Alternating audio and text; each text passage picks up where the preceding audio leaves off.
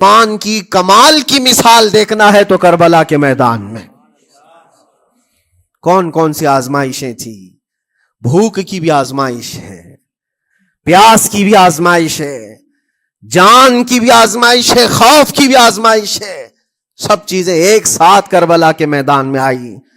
رسول اللہ کے گھرانے پر, اہل بیت پر وہ کیسا عظیم امتحان تھا جب وہ 72 لوگوں کا 82 لوگوں کا قافلہ بھوک اور پیاس سے جوجھ رہا ہو, 3 دن سے ان کے اوپر کھانا اور پانی بند ہو, اور ان شہزادوں کے ایمان میں ذرا برابر بھی فرق نہیں آتا. نہ ان کے ایمان میں, نہ حوصلے میں, نہ ہمت میں فرق آتا ہے. 3 دن کے بھوکے اور پیاسے باطل سے نپٹنے کے لیے کس طرح سے کمر بستہ ہے. یہاں تک کہ بھوک کی شدت ایسی تھی کلیجہ منہ کو آئے. 6 ماہ کا بچہ بھی روتے روتے زبان جس کی سوکھ گئی ہو, وہ ماں جو بچے کو دودھ پلاتی ہے اس کے سینے سوکھ چکے ہوں, دودھ ختم ہو چکا ہو ماں کے پستانوں میں, کیسی قلت ہوگی.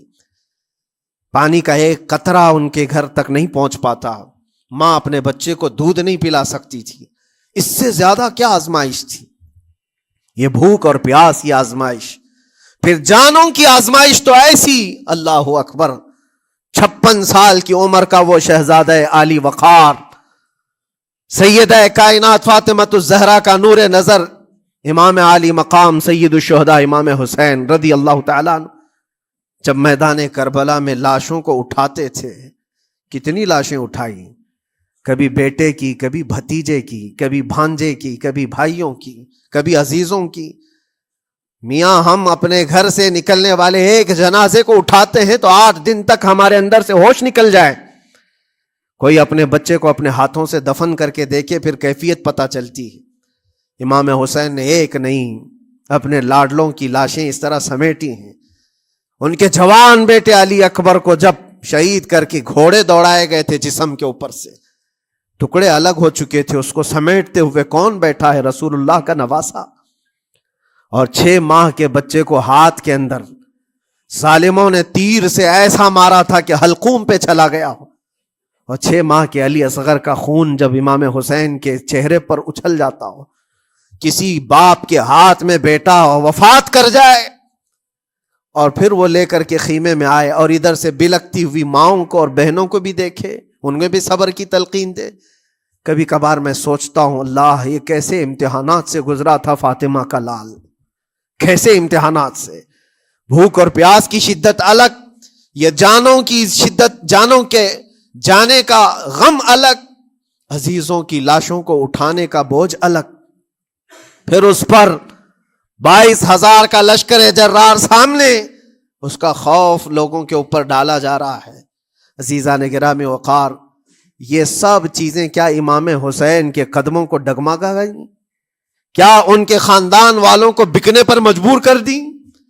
کیا انہوں نے سمجھوتے کر کے اپنا سب کچھ بیچ ڈالا؟